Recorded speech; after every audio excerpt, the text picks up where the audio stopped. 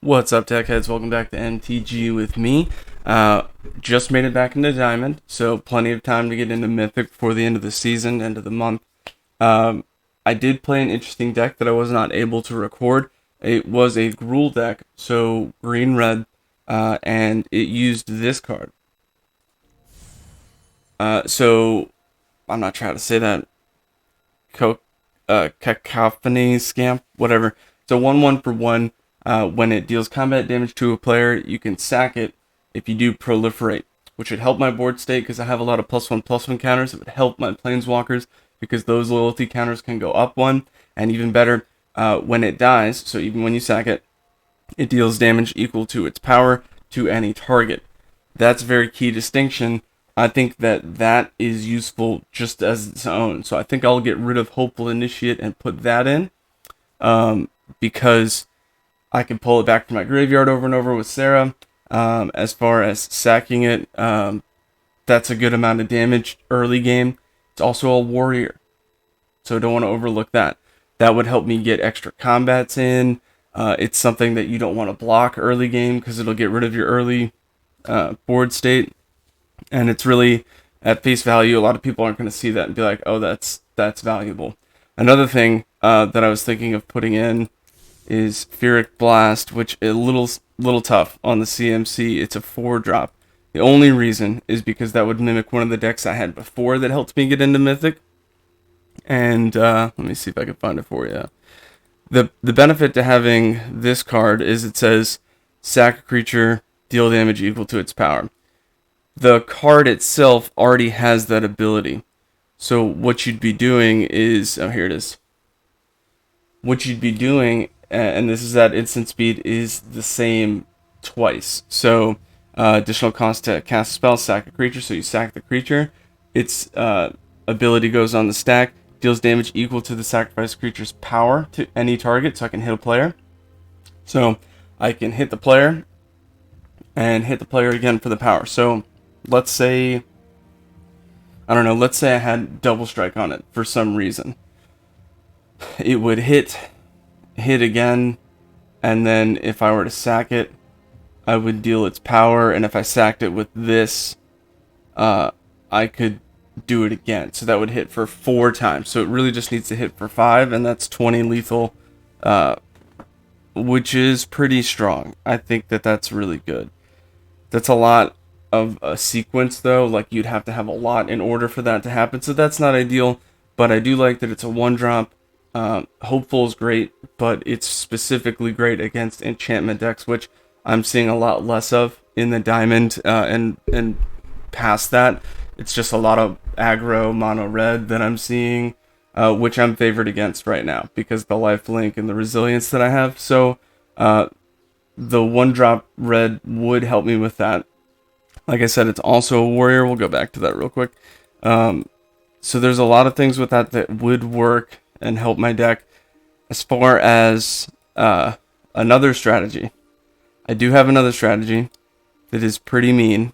It's probably more of a sideboard strategy, but okay, just hear me out. I want to make sure that the early game strategy is as good as locked down as possible. So, because my early game beats the mono red deck early game. So if let's say I got rid of the All Will Be One, let's say I got rid of Ryu, both Hopeful, and 1 Lauren's Escape. That's 2 non-creature and 3 creature. So I could throw in 2 Silence. That'll be for the non-creatures. And then for the creatures, I was thinking Anointed Peacekeeper, which is a 3-drop. Now, why? Well, the answer is simple. To annoy my competition. Now, this strategy that I'm talking about here could very well be an awesome sideboard kind of addition. Oh, I passed it. Let's take a look. Where is it? Should be 3-drop. Where did it go?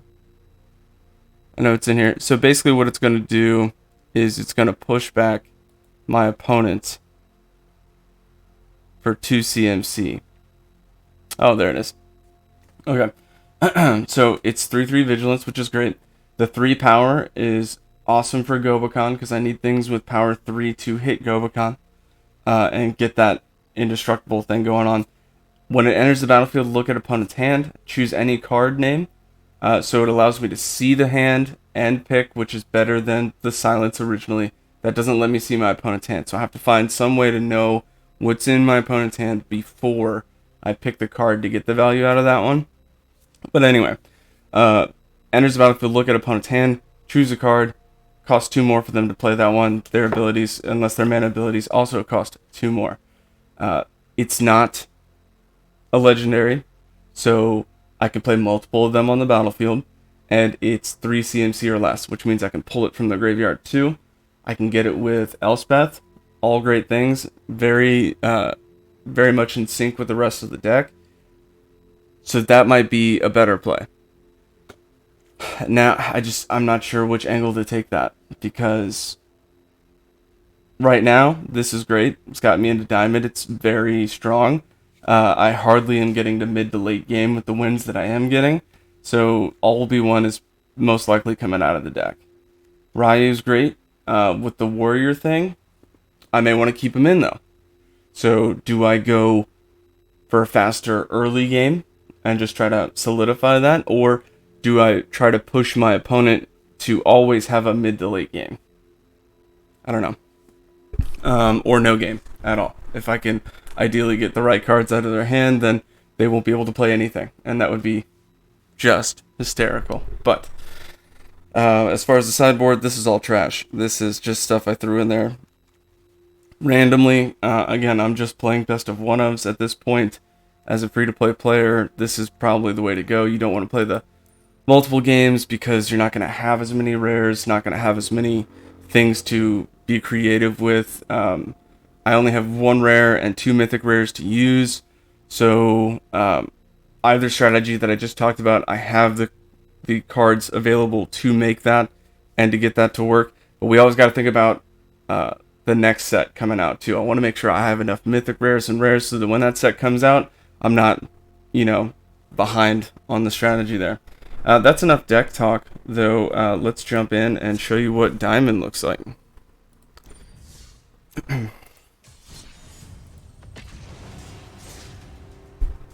That was really the only other deck that I saw. The one that I saw was the 1/1 goblin that deals damage equal to its power and proliferate. That was played with Query and Dryad, where any creature that dies, you can move its +1/+1 counters to another creature you control. So that was kind of their strategy. But a simple board wipe just gets rid of that. So I like my strategy better. This doesn't look like a keep, but I'm gonna keep.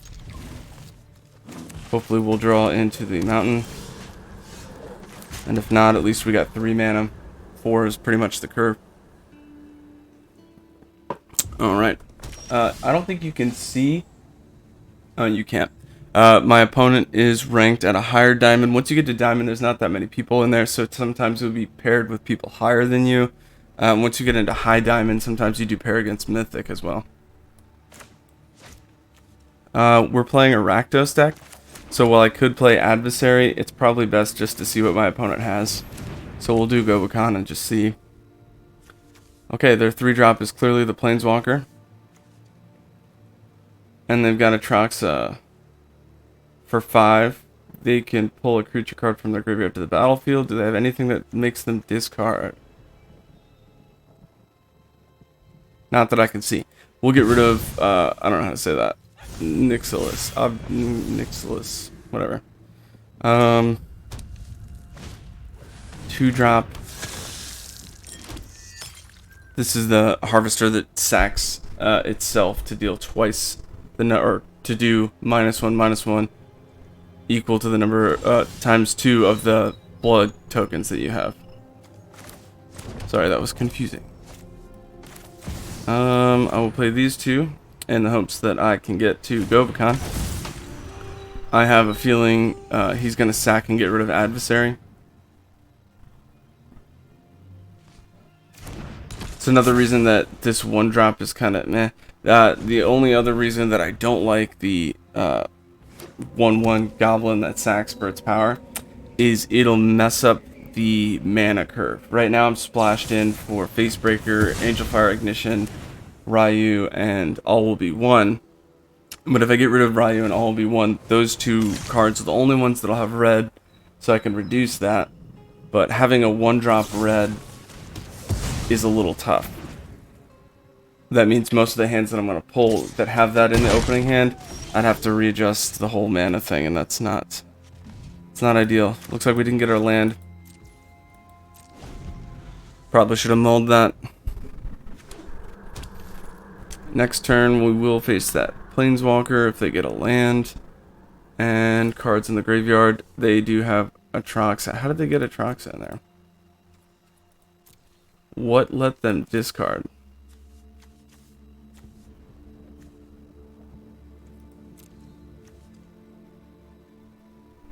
I don't understand. Let's see. I thought they didn't have a way to discard, but perhaps I'm wrong. Either way, Atraxa's coming out, and that's no good. They're going to look at the top 10 cards and put one of each type in their hand. I have board wipe, so if I draw a land... Ooh, okay, well, it's something. I'm going to assume Atraxa will be played next turn. So... I mean, I could do Ryu and just try to push through. What is that? It's a 7/7.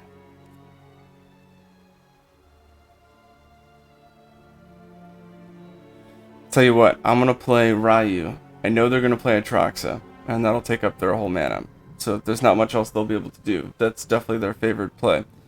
So then, with Ryu out, I'll do Angel Fire, swing for Gobakan, and then depop next turn, assuming they'll play a whole bunch of stuff. That's what I'll do. Not the best plan, but it's a plan.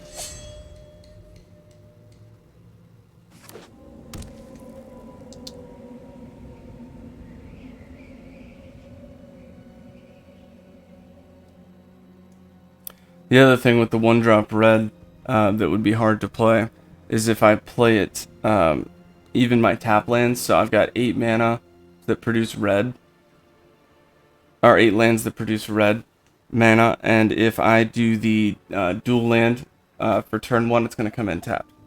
So that really means I have 4 out of 22. So of the lands I could draw, we're talking less than 20%. That's not ideal.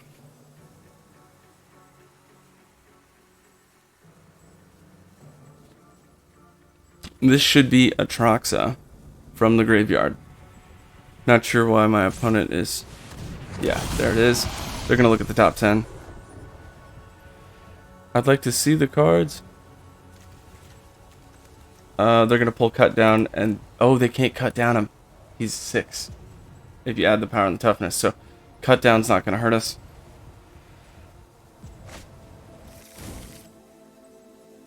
And... they can't play a land to do the 3-drop burn. Okay, so we made it through that one. Opponent swings with a 3/2, and I have a 3/3 first strike. Maybe they thought that they could do Cut Down with that, but that's a misplay on my opponent, for sure.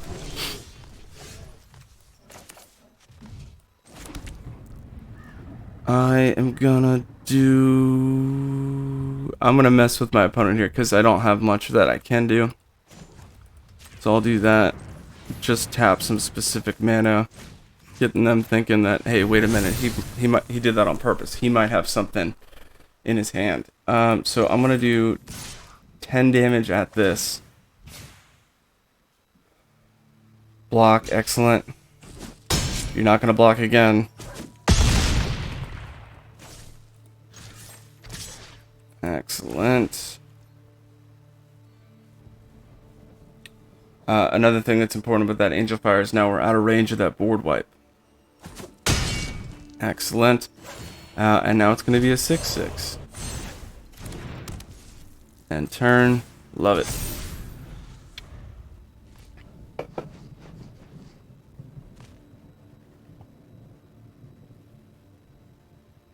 I'm hoping to see a bunch of things come out that are creatures, not the Planeswalker. He's probably going to play the Planeswalker. What else would he play?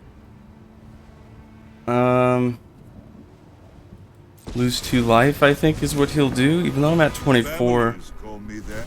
Yeah. Resolve, decline, I lose 2 life, you gain 2. No problems there.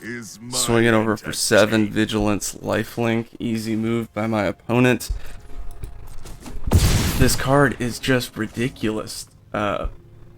Everybody's playing decks with that in it to pull it out from the graveyard just because it's so hard to play against. But hopefully I can show you it's not impossible to play against.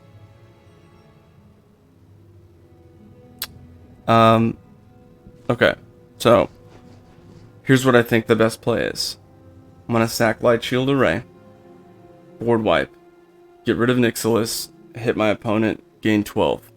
Oh, no, I can't do lifelink right now, but that's okay. Alright, so I'm going to sack. We're going to board wipe. Nice land for turn. I will then attack Nixilis.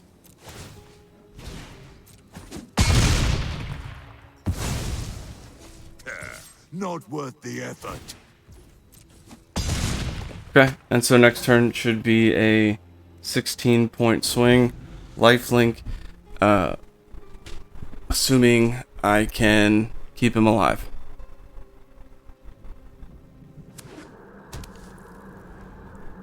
Even if my opponent does the board wipe for 3, that means I'll have a 9 difference. If you add the power and toughness, so it still wouldn't be able to get cut down.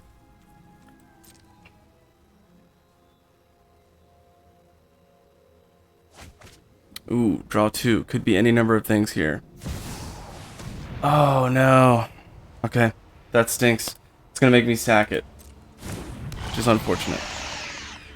There it goes. Alright, we'll have to use our second board wipe just to get rid of that card.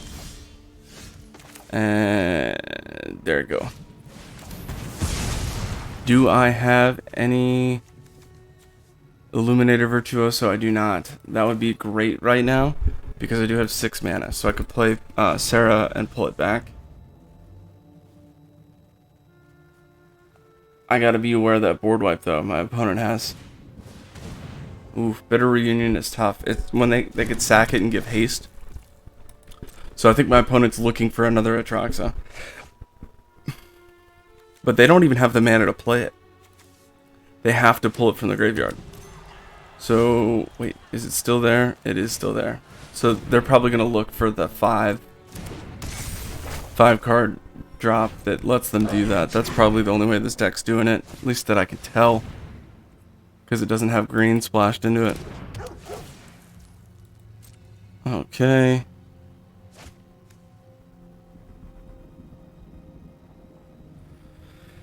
Alright, well, on the plus side, I don't think my opponent would board wipe after creating a board state like that, so I think we can kind of get a little bit of back and forth here.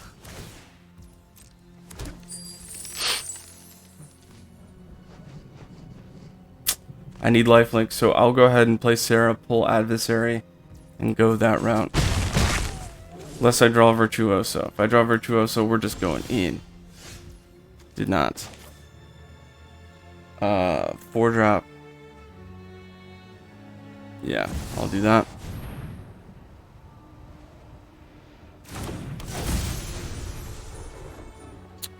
Could do Gobakon and make it annoying, but let's do this.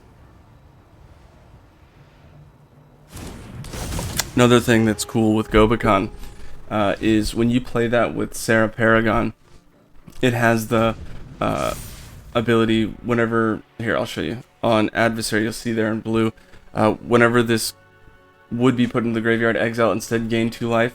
That's only on the front part of that battle. So once I hit that battle and exile it and return it to the battlefield on the other side, that's gone.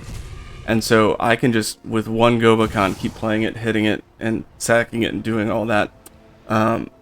Which is good. If my opponent doesn't have any reach or flying, you can just keep doing that. Oh no. They got the all will be one from my deck. That's a one of. That's dangerous. They play anything with a counter on it. And that will be a problem. I need a board wipe again, unfortunately. You can use the Celestis to give haste. Yeah, there you go. That's a lot of damage.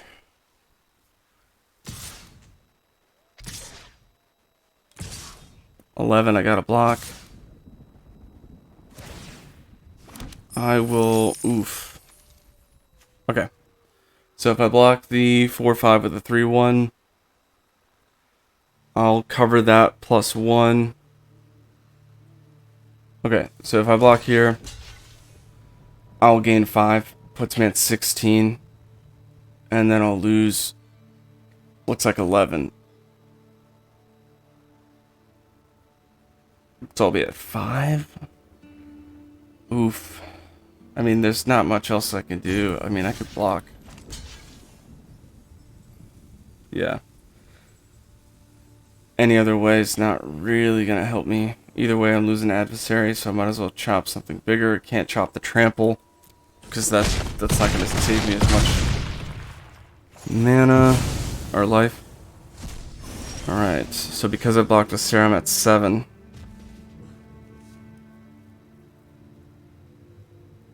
This is tough. My opponent is most likely going to transform Itali into the 11/11 Toxic. Well, deals damage as if it were Toxic. Yeah, I think we lost this one, but we definitely had a fighting chance. I might want to play... Ooh, I can't. Could play this. Alright, so if I do Hopeful... Oh, I gotta draw first. If I do Hopeful... Resolve... Oh, man. If I do Hopeful and Angel Fire, that's a 5. 1, 2, 3, 4, 5. Can't do anything with that. Can't remove any enchantments. That's not gonna help us. We get hit for 1 anyway next turn with all will be 1 going up the Fable counter there. I need a board wipe. Can I board wipe with 3? I cannot. So that's game. Can I gain enough life? 5 life. No, that's not enough. Well, it might be. If I do this,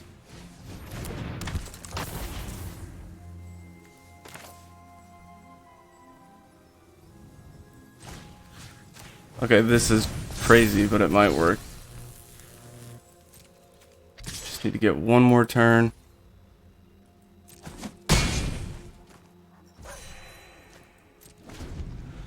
Alright, so we're at 10, but Hopeful loses. When Hopeful dies, I'll get 2 life, which will cover the 2 over. Nothing's got 1 defense. Okay. I'll go ahead and just do this now.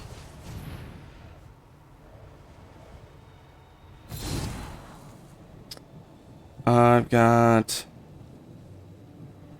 6 mana, so I can't do that twice. I need the board wipe.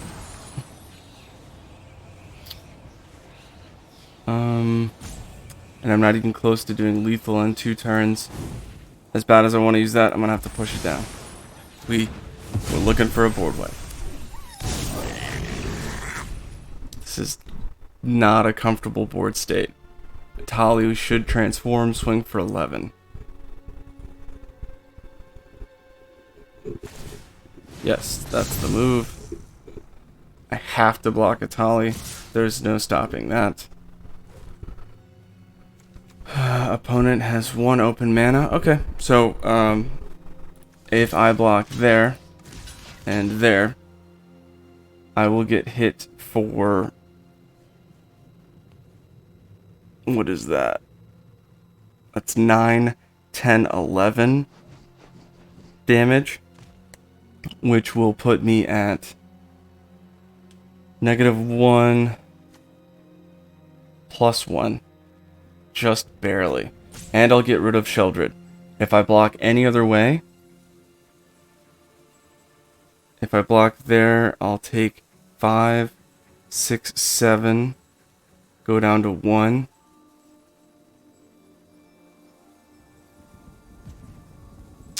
And I don't get rid of Sheldred. So I think this is the play. We'll try that. 9 poison counters. Oh, 10 poison counters. Damage did it? Oh, okay. So the damage did it because... So even though I would have had 9 poison counters there, the ability to gain 2 life goes on the stack. So that's what did it. You'll see it ended at -1. So slight oversight on my part. But either way, we were hoping for a board wipe. So tough match there in Diamond. And that actually brings me to my next strategy talking point with the deck building. A lot of those cards could have been pushed back with the second strategy that I talked about, so that's the one I'm leaning towards more. But if I could find some way to incorporate Lion Sash, that would be great. Lion Sash is an equipment with reconfigure, so it's a creature unless it's equipped to something. Then it's an equipment. So, pretty cool little feature there. Oh no! Alright, it's gonna get rid of Virtuoso. It should. That's the play.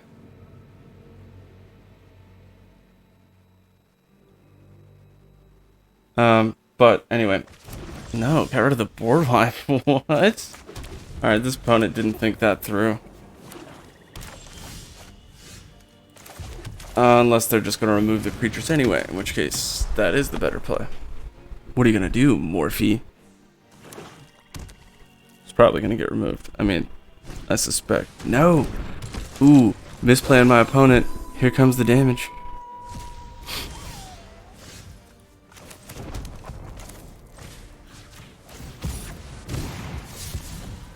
I will get rid of Facebreaker. I don't want to, but I have a better 4-drop. And I can get 3 drops, so just makes sense to me. Yeah. So, I mean, the 1/1 goblin that deals damage, I think that's cool. I think it would add some value. But this is like the better play, and putting the 1 red drop, like, is tough. First strike.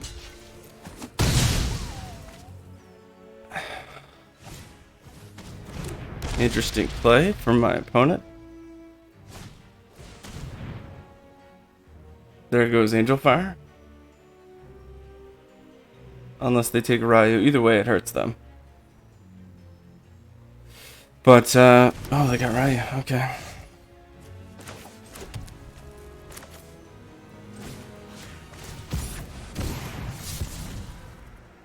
Ooh, misplay on my part. Should have tapped the land for that, knowing that there was a chance to get Lauren's Escape. My mistake. I'll get rid of Adversary and just hope they don't get rid of it. That's 14 damage. They have to block.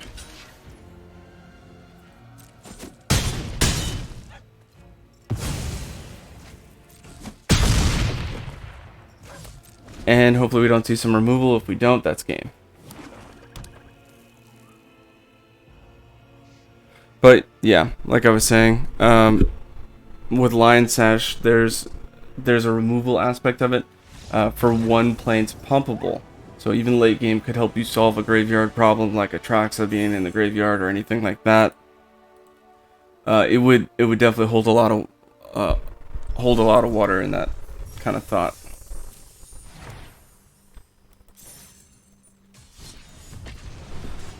Well, let's keep rolling with it.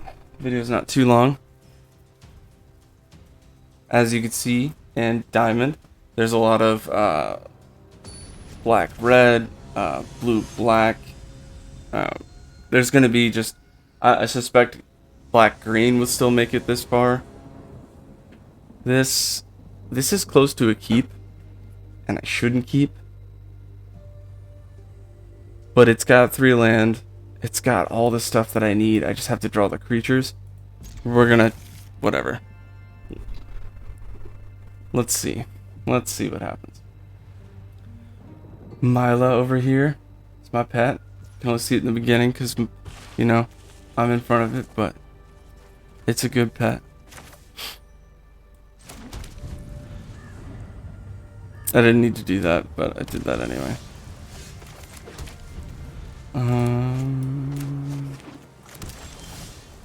Oh, and we got Virtuoso, but turn 3. Which is kind of cool, I guess, if it doesn't get countered. No counter showing. Perhaps some removal, phase out stuff. Blue does that. +1/+1 phase out. Bounce it to my hand. Lets me pass turn. Anything on my end step? No. Big favor for us.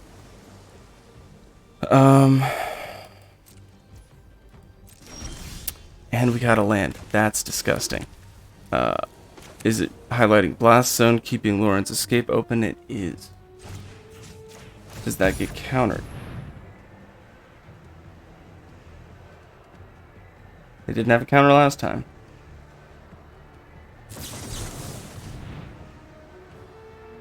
Okay. It gets countered. But let's see if we can connive. We can. I'll depop. Get rid of that. Blue doesn't have a lot of creatures, so this should probably be a slower fight. Hopefully we can get in there for 4.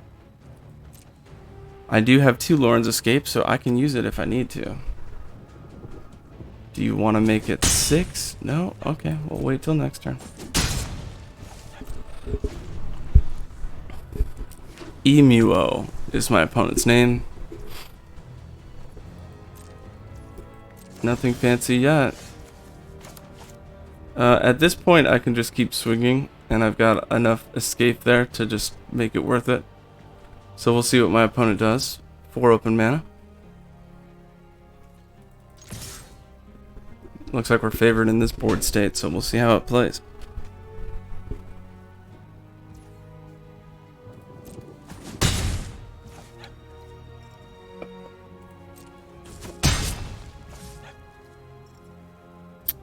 Yep, in turn, any action for my opponent. Impulse, they're digging for something. I will not respond to that. Go ahead.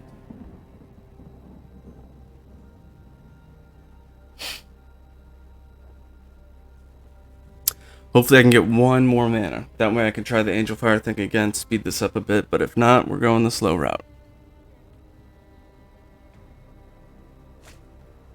Can't take a chance that my opponent will respond to Angel Fire, because that puts us way too far behind. I need my opponent to stay on the fence.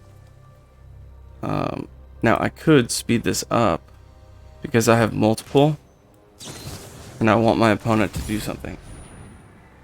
Try to see if we can get that land open. If I can get my opponent to play stuff in response, and I can get a land, there's the land we need.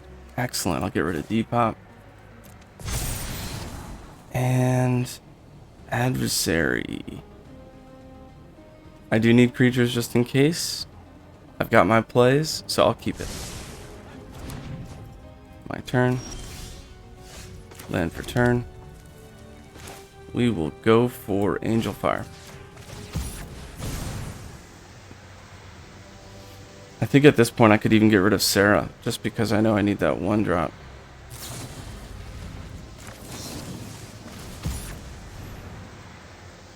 Do you have another one? Ooh, opponent does. They have something. Counter unless I pay 2. Oh, oof. So I draw. Do I discard? I'll discard the 1-drop. He gets bounced. I think I still draw because it's on the stack. I will discard an adversary. Alright, so a lot going on there with my opponent. Larian Terror. Interesting. I'll try to get rid of it. Counter. Use your cards. Use them. I very much dislike playing mono blue, but it is a pretty solid deck as far as what blue does.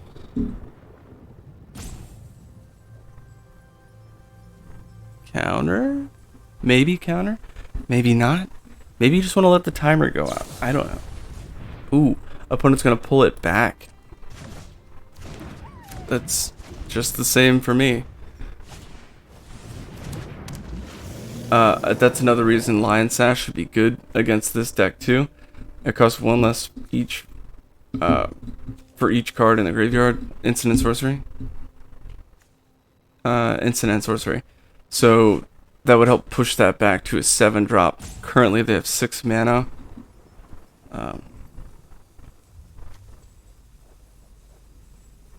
Yeah.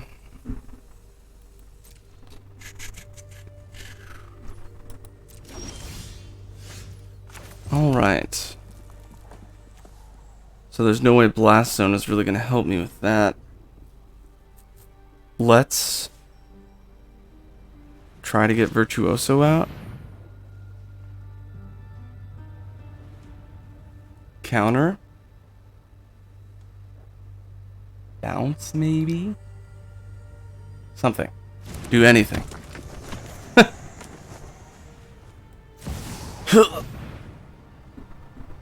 Come on now.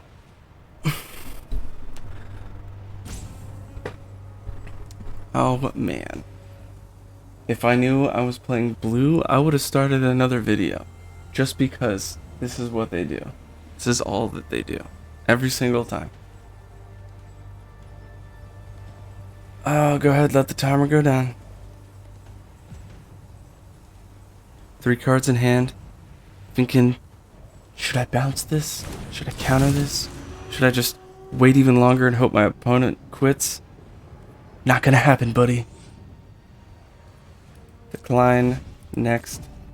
I hope my opponent swings with a 5/5. That would be fantastic. Swing with it. So I want you to do it. Alright, next turn I'll go ahead and play Sarah and just try to protect that, build the board state back up. No, alright, my turn. Ooh. Never mind. Elspeth. Come on. No counter, no counter, no counter, no counter, no counter, no counter, no counter. It's gonna get countered. Oh, dang it.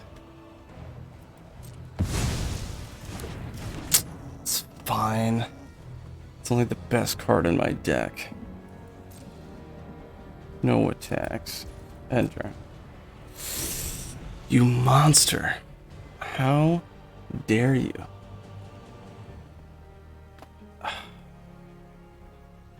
If you play mono blue, you should have like half as much time to do stuff. No reasoning behind that other than I hate it. Stupid. Counter this. Counter that. I'll bounce this. I'll bounce that. Oh, come on, swing. Ooh, wait a minute now. Face breaker? Does that resolve? Opponent's got something. Probably more counters. Just because face breaker's sitting there, didn't just like flop onto the field and let me know as an MTGA player, hey, wait a minute, your opponent doesn't have anything.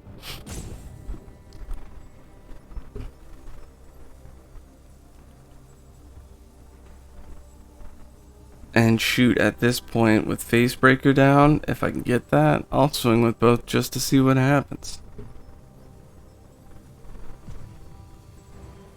Why you gotta be so rude? Here it comes. What are you looking at my graveyard for? You see that flickering right over here? What are you doing, bud? What are you looking at? What are you looking at? You didn't see red yet, and you're like, whoa, what is this? What is this? What's this? My opponent really sucks. What's this?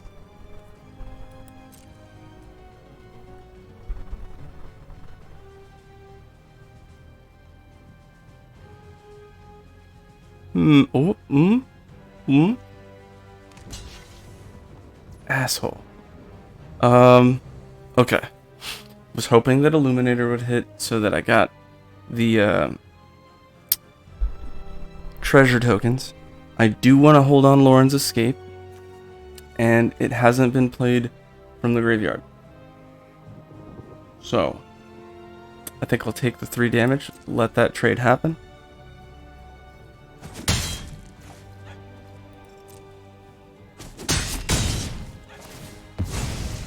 Treasure token, baby.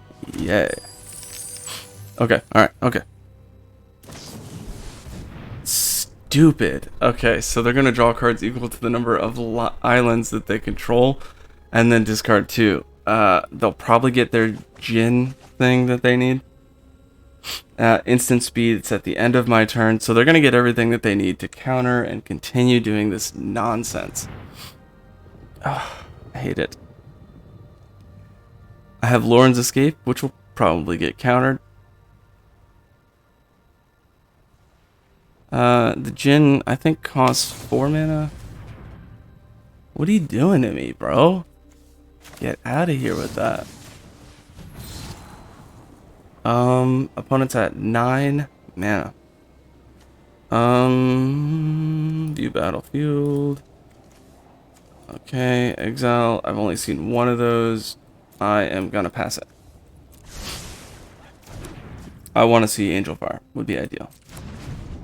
Alright, so they don't have any 1-drops. Otherwise, it would have let them pause there for a second. Djinn is a 3. Okay. And are they coming in with that? Swing with a 5/5. Oh, come on. The menace really scare you that much? Did it?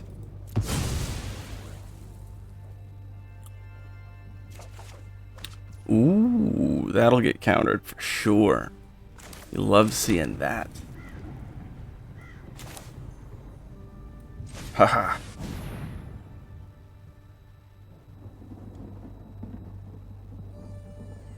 Here it comes. Here's a counter. There it is. Oh, alright.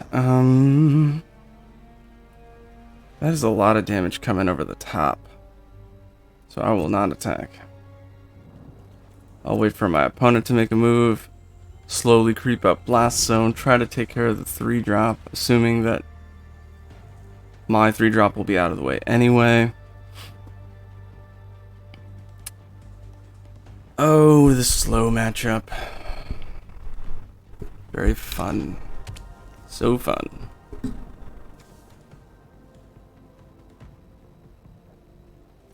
Okay. 4 cards in hand for my opponent. Swinging over for 9. They didn't swing over for 9? You got to. In that scenario, you have to. Otherwise, you were just delaying the game for no reason. Oh, and I misplayed. I clicked too fast. I meant to add 1 to Blast Zone. That's my fault. At this point, I'm just going to assume I'm going to get countered. Counter. There it is. Counter me. Counter me, counter me, counter me, counter me. Ooh, let's go. Next, no attacks. That changes things. Changes things a lot. That really changes things. They're gonna bounce my stuff and I'm gonna be screwed. This time, I'm gonna do this. Blast Zone.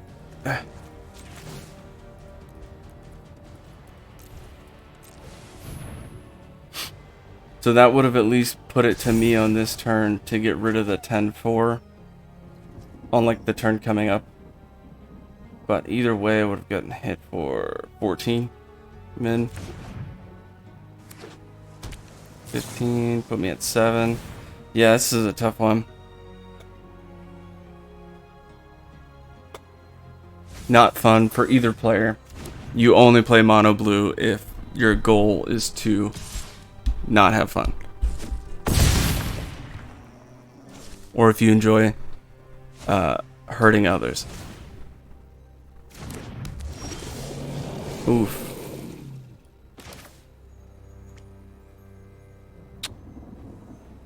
That will do it. I don't think I can do anything there. Good game. We'll play this. And it's countered. Oh, you would. You would.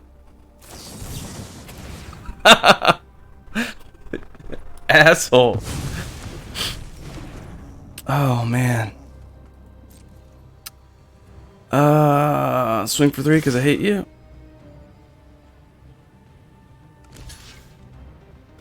Yep. Good games, huh? Because I'm polite. You know. Oof. Okay. Yeah, that'll do it for this video. That's kind of a glimpse at what it looks like in Diamond. I'll let you know if there's any other decks that I see that are common in that. Play around with the deck a little bit. Maybe make those changes I've talked about. But as always, watch these games, get those gains, and walk those planes. Until next time, deckheads. Keep it easy.